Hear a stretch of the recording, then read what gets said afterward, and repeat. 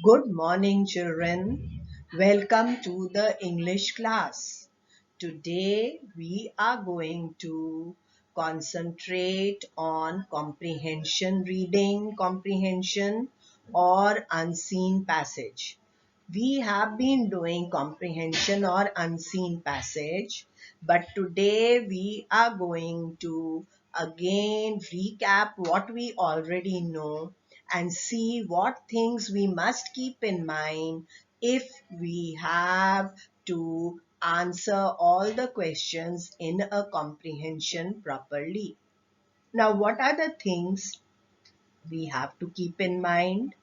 First, before seeing what we have to keep in mind, let us look at what actually a comprehension is.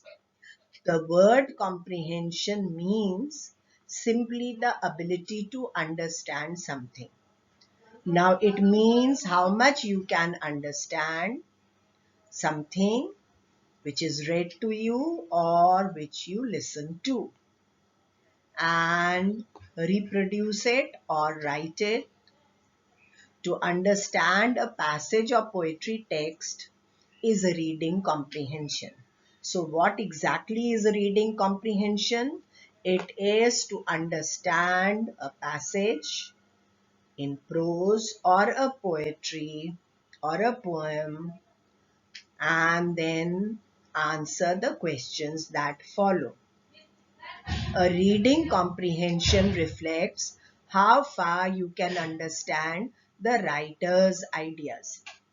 Now, in the passage, the writer's ideas are reflected, and if you read a comprehension, you have to understand what the writer wants to convey. And the more you understand, the better you will be able to do in the reading section, which is section A in your paper. It trains students to read carefully and understand thoughts and expressions in the given passage. The more you practice reading comprehension, the more you will learn that you must learn to read carefully and understand the thoughts and the feelings and the expressions of the writer in the given passage. Now, what is tested if you are given a comprehension passage in your exam paper or your test paper? What skills do we want to test? Or what are the objectives? Now, the skills which we want to test first is concentration.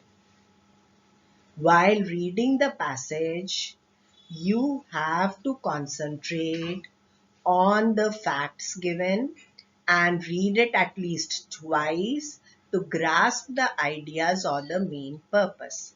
The first skill which you must have and which is tested in this section when you attempt a comprehension passage is your ability to concentrate. If you are distracted, if you cannot concentrate on what you are reading, you will not be able to understand what is given in the passage. So the first thing required is concentration, and then after reading it quickly once, you have to read it at least twice. That means minimum twice.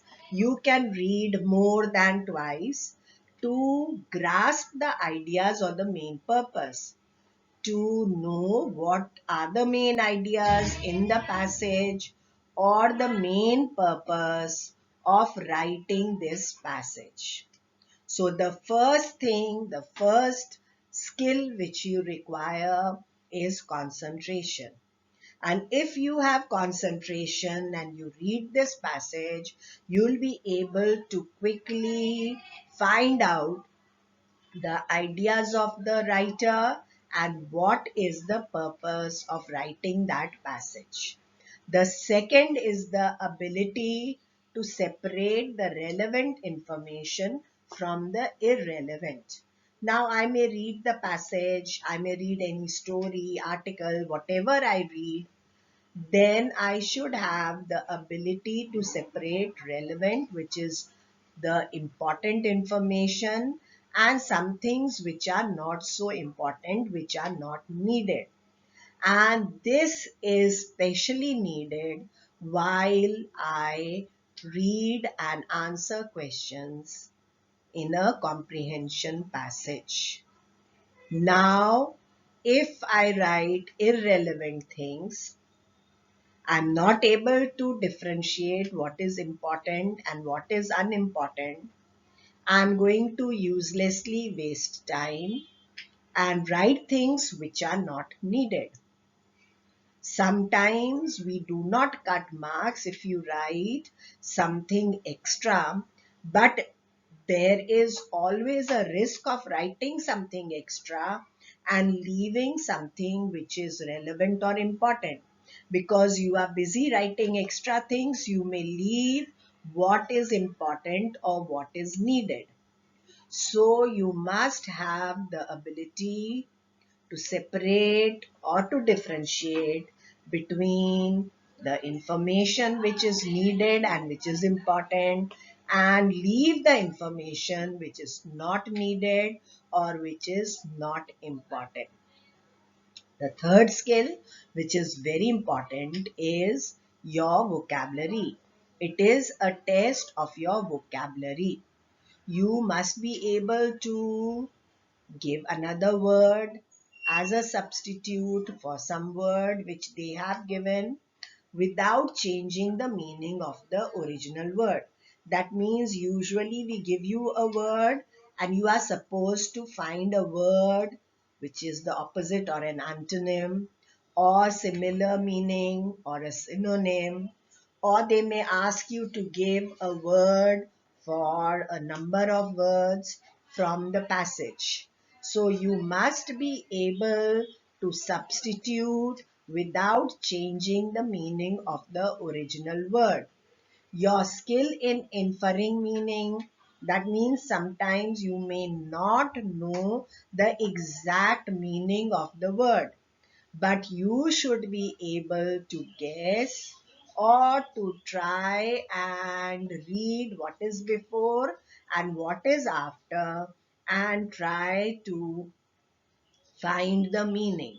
Or you could be asked to make new words as well using some of the words which are given in the passage, or you may be given some words from outside and you may have to find that word or make that word using words from the passage. So you must have all these skills or you must have all these things if you want to do very well in your reading section. That means you'll be getting comprehension passage. It will be an unseen passage which you have not read before, and a poem which you have not read. Now there are some useful tips for you which you must keep in mind when you are answering questions after reading the unseen passage. The first very important thing is to read the instructions which are given properly. Sometimes the children do not read the instructions properly, and so if there is a choice, they answer both the questions and waste their time, and then they don't have enough time to answer the other questions which should have been answered. Sometimes you are asked to find something from the passage, then you must stick to the passage. You cannot write any word from outside. If you are asked to find a noun or a pronoun, and in that also maybe a proper noun, a common noun, You must read these instructions properly and then follow them. So the first thing is to read the instructions properly before starting to read the passage. Then read the passage quickly to get a general idea. The first time you should read the passage just quickly to get a general idea. That means to know what the passage is about. When you read it quickly, you will know whether it's about a game, something related to science, a bio sketch of someone, or an excerpt from a famous poem, a part of a famous novel. So the first time you read the passage, you must read it quickly and get a general idea without bothering about the details. Then after you have got the general idea that it is about a sports person or a mountaineer or a scientific concept, then read it again carefully. Now the second time you must read it slowly, carefully, trying to understand each and every line and each and every word. Of course, you may not know the exact meaning of many words. You may know some words, you may not know some words, but after reading this passage, you should be able to guess the meaning of words you don't know. And of course, you should be very, very careful to understand what the writer is saying and read it very carefully, all the lines, and try to understand it in your mind. You may not know the meaning of all the words, so when you come across difficult words in the passage, guess the meaning. Now, this is very, very important. Sometimes we do not know the meaning of a word and we get stuck there. Then we can't proceed. We keep on thinking about that and waste a lot of time. We should not do that. We should try to guess the meaning by seeing or reading the lines before it and after it, and then proceed to read other lines. And we should not waste any time on just one word we don't know. Then you should have a pencil in hand. And while you are reading it the second time, slowly and carefully, with a lot of attention, underline the important points, the things you think are important with a pencil. Now, some more tips. After you have underlined the important lines or the important points, read the questions that follow the passage carefully one by one. You can't attempt and answer all the questions at once or at one time. So what you have to do is read the questions one by one. Suppose I read the first question and then try to find the answer in the passage. I can look for clues or I can get an answer which is ready-made. If I have a ready-made answer, I have to mark it in the passage and later write it in my own words. And if it is not in the passage, it may be a thinking question or one in which you have to interpret or infer something, then look for clues in the passage and then frame your own answer after thinking about it. If you come across difficult questions, read slowly and coolly. Now, this is very important. If a question or maybe two questions are difficult, you are not able to think of an answer, don't panic. Don't be nervous. Read it slowly and coolly. Coolly means without worrying. After you read the question, then you go back to the passage and try to find the answer. Then also, if you are not able to find the answer, go to the second one, third one, complete all the questions and write the answers. And then in the end, you know you have enough time, you can attempt the one which you were not able to. Try to write answers in your own words. This is very important, especially if you have an unseen poem. Many children try to copy the exact words of the poem in their answers. This is not correct. I have to write answers to questions that follow the poem in prose form. So I will have to frame my sentences differently and write the answers in my own words. Write grammatically correct sentences. You must write grammatically correct sentences with correct spellings and punctuation marks. You cannot write a sentence which is framed wrongly. Otherwise, even if the facts are there, even if the answer is there, you lose marks. And of course, spelling mistakes and punctuation marks are not allowed. If punctuation marks are wrong, are not allowed in this section. So you lose marks for wrong spellings and wrong punctuation marks as well.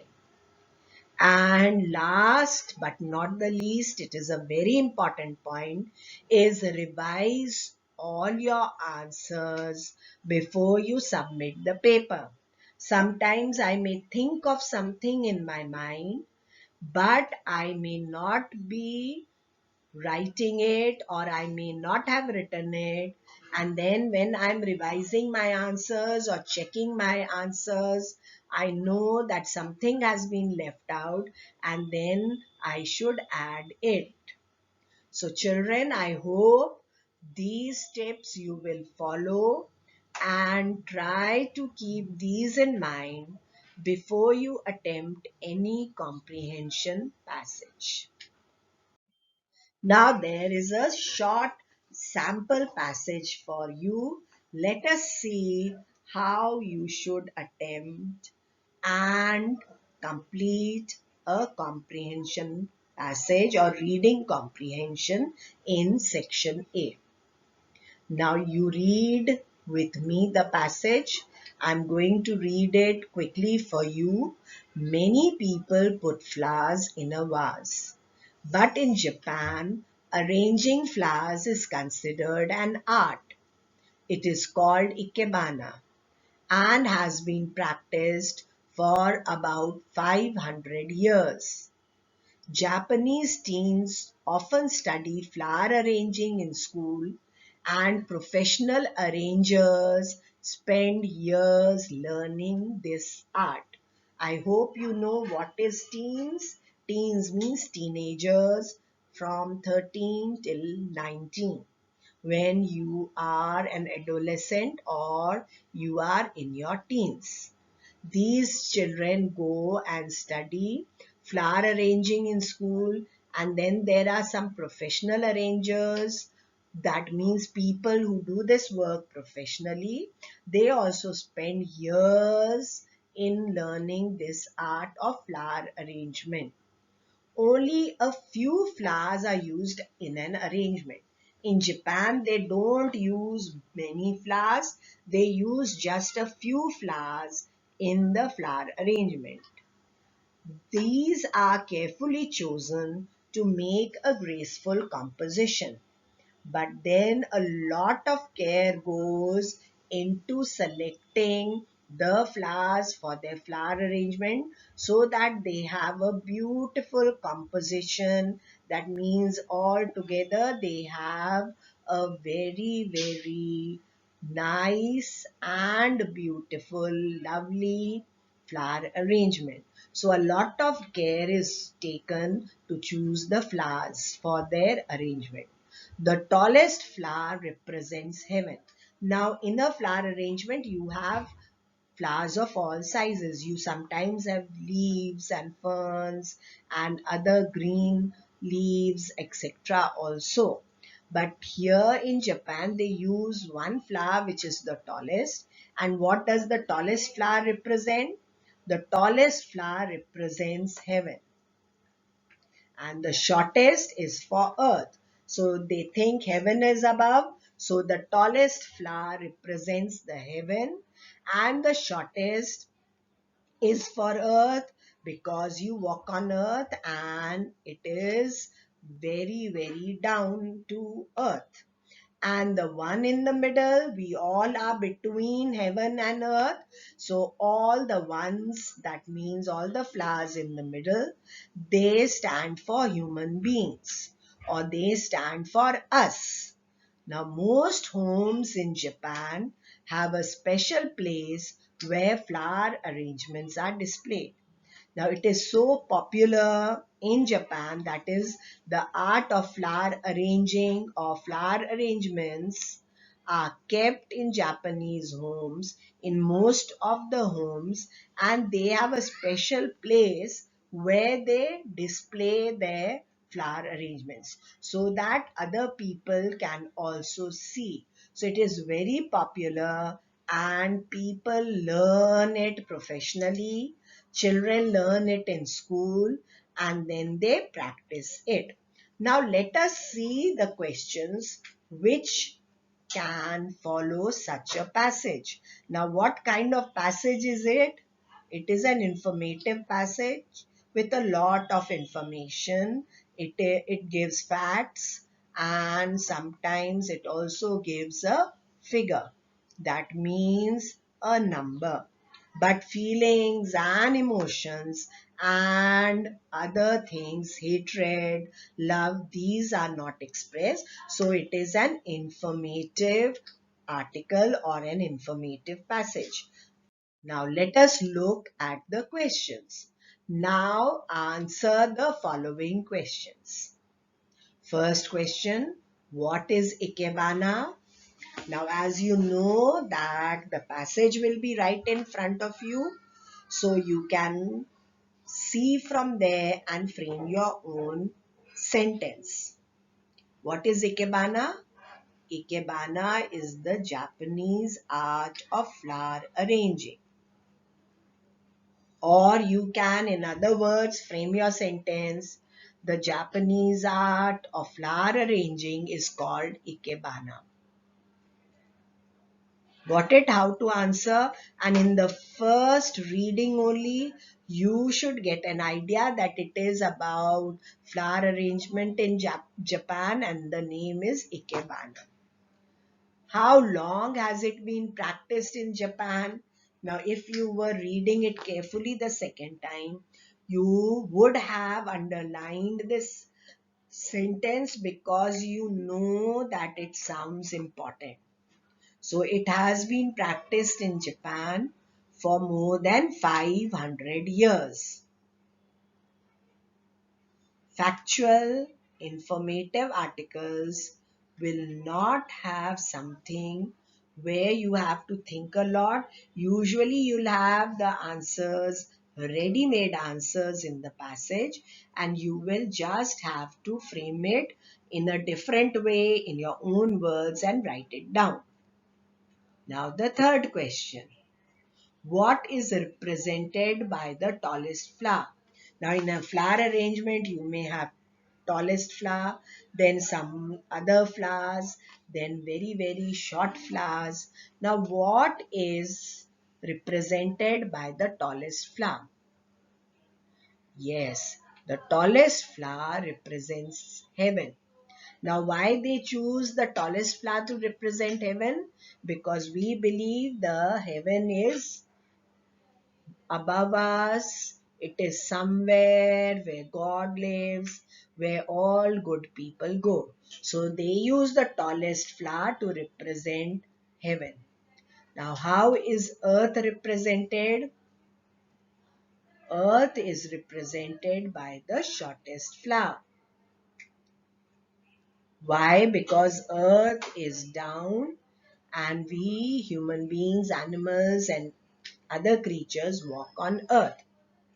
Now what do middle flowers represent? The middle flowers represent human beings or us. Now question 6 and 7, you'll have to think and answer. Give a suitable title for this passage. That means a title. Do you know what is a title? Yes, the heading or the name we give to this passage. And as I told you earlier in creative writing classes, the title always has to be short and interesting and should be able to grab the attention of the readers.